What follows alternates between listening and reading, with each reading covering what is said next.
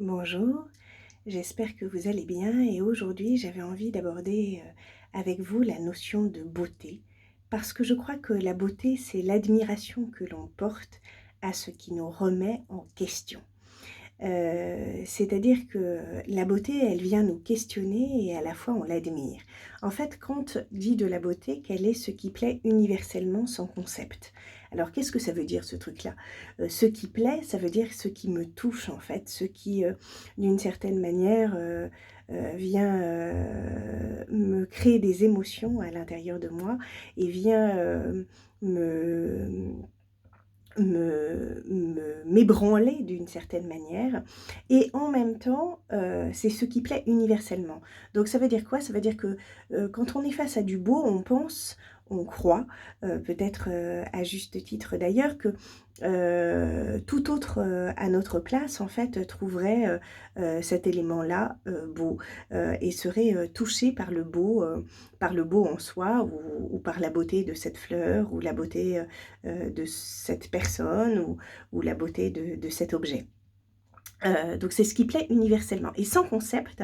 Pourquoi sans concept? Eh bien parce que, c'est une expérience que le beau. Ça n'est pas quelque chose, que je peux, véritablement, analyser. C'est une expérience que je fais via ma sensorialité, via mes sens, et via mon émotionnel.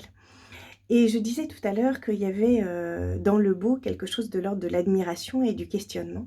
Parce que je crois que la beauté, en fait, est à la fois ce qui nous touche, ce qui nous questionne parce que nous voudrions, pouvoir, l'appréhender, accéder à elle et éventuellement, en être une émanation.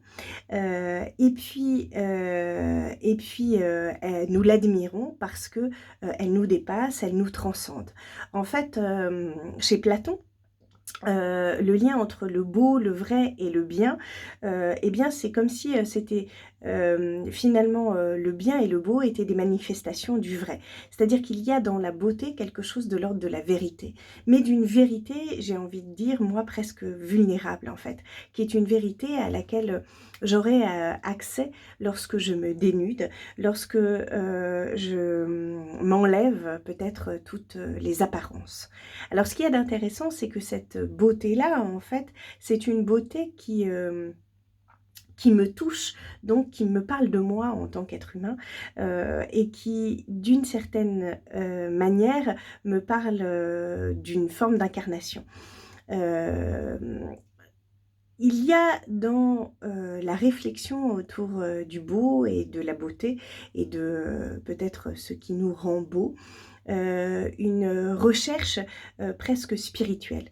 En fait, le beau est ce qui, nous dépasse et ce qui, d'une certaine manière, hem, j'ai envie de dire, nous fait prendre conscience de notre humilité. Pourquoi? Parce que, face à la beauté, nous sommes quoi, en fait? Nous ne parlons pas, nous restons là et nous admirons. Il y a quelque chose de l'ordre de la contemplation dans le beau et cette contemplation-là nous renvoie à la fois,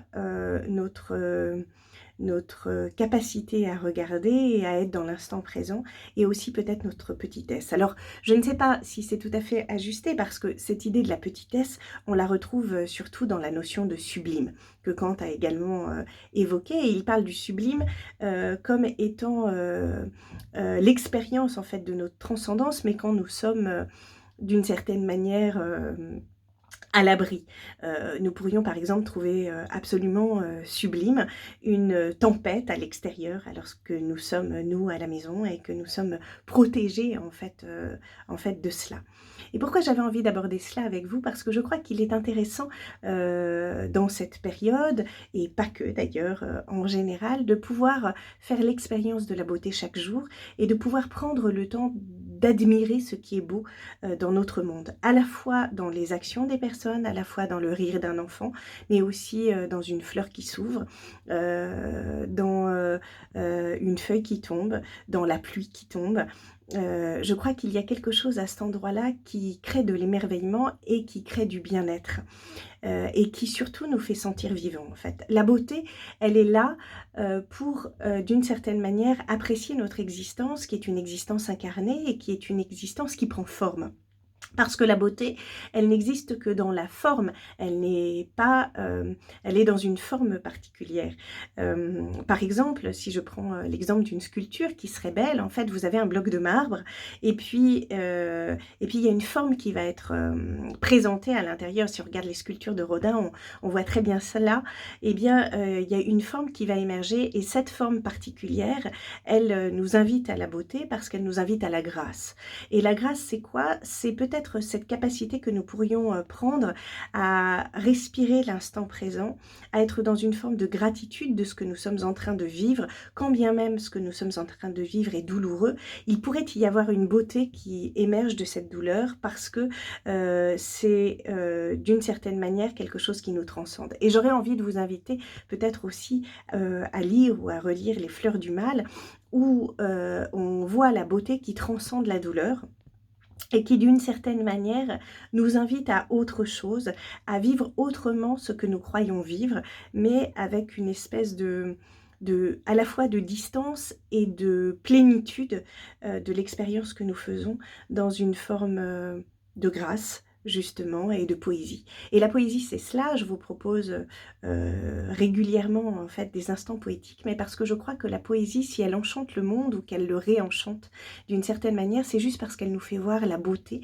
à travers ce qui nous semble très simple et qui n'est pas forcément beau a priori, comme on pourrait le voir dans les textes de Francis Ponge. Je ne sais pas si vous connaissez Francis Ponge, mais c'est un poète qui a écrit des tas de petits poèmes en prose, qui sont loin d'être si petits d'ailleurs, dans le sens où ils sont très grands, puisqu'ils nous font voir un cajot, une huître, du pain autrement, à travers l'utilisation des mots, et ils nous donnent accès en fait à leur univers interne, et il nous permet de transcender en fait notre quotidien autrement et d'y apercevoir à chaque fois une once de beauté, voir que cette beauté finalement elle envahit tout, un petit peu comme la lumière. Je crois que la beauté elle est là pour nous faire apprécier l'existence, et il est important d'essayer de la trouver un petit peu partout. Voilà, j'avais juste envie de vous partager ça aujourd'hui. Si cette réflexion autour de la beauté vous a plu, n'hésitez pas à partager la vidéo et puis à vous abonner à ma chaîne YouTube. Au revoir.